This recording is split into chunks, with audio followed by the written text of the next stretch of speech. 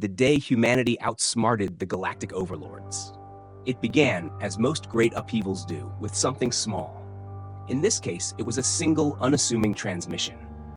Deep within the shadowed corridors of the United Nations Space Observatory, an intern monitoring deep space signals noticed an anomaly, a rhythmic, repeating pulse emanating from beyond the Oort cloud.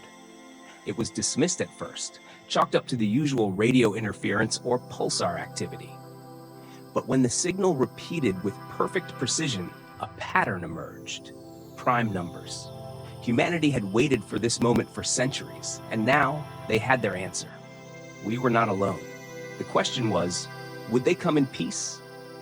Weeks later, the world watched in stunned silence as the skies above Earth filled with alien ships. The crafts were vast, shimmering with an eerie bioluminescence that defied earthly engineering.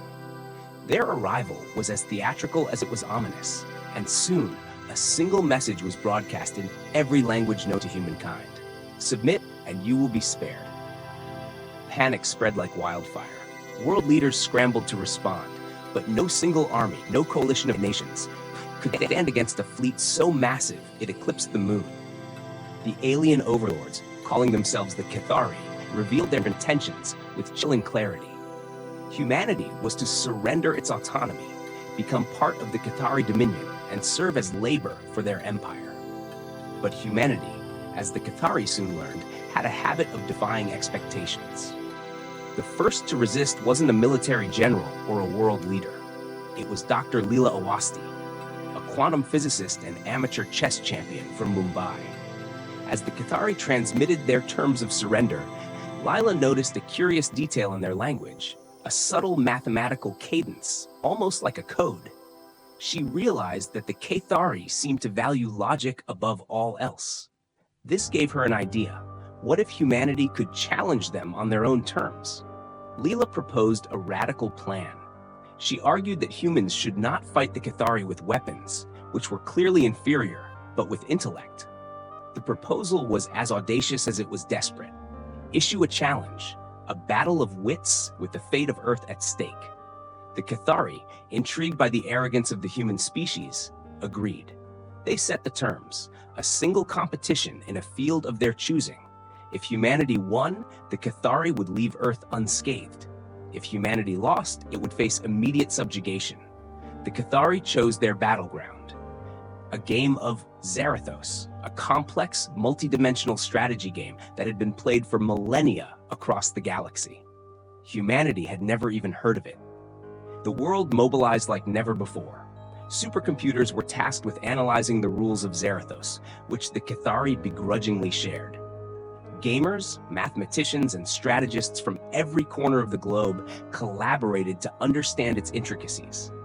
It was a game that combined elements of chess, Go, and quantum mechanics, played across 4 dimensions. Months of relentless training led to a single champion: Elias Vega, a 17-year-old prodigy from Mexico City. Elias was a quiet, unassuming teenager with a talent for seeing patterns where others saw chaos. His ability to adapt and outthink AI systems had earned him the nickname the human algorithm. As the day of the match approached, tension gripped the planet. Cities fell silent, factories halted production, and schools suspended classes. The eyes of the world turned to a massive stadium in Geneva, where the match would take place. The Cathari representative, a towering figure with translucent skin that shimmered like oil on water, introduced itself as Varaxil. Its confidence was palpable. The game began, and for the first few hours, it seemed inevitable that humanity would lose. Varaxil played with the precision of a machine, dismantling Elias's defenses with ruthless efficiency. But then, something changed. Elias began to smile, a small, subtle grin that confused both the Cathari and the billions watching. What no one realized was that Elias had been holding back, deliberately playing a suboptimal strategy to bait Varaxil into overconfidence. The Cathari, accustomed to predictable opponents, failed to anticipate Elias's chaotic, improvisational style. By the 10th play, the tide had turned. Elias executed a sequence of moves so unorthodox, so seemingly reckless, that even the most advanced human AI systems couldn't comprehend them. Vraxel hesitated, a fraction of a second's pause that spoke volumes.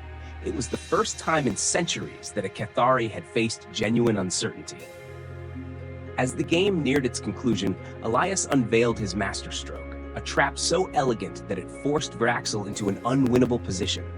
The alien's translucent skin dimmed, its bioluminescence flickering erratically, a sign of distress. And then, with a final, decisive move, Elias declared victory.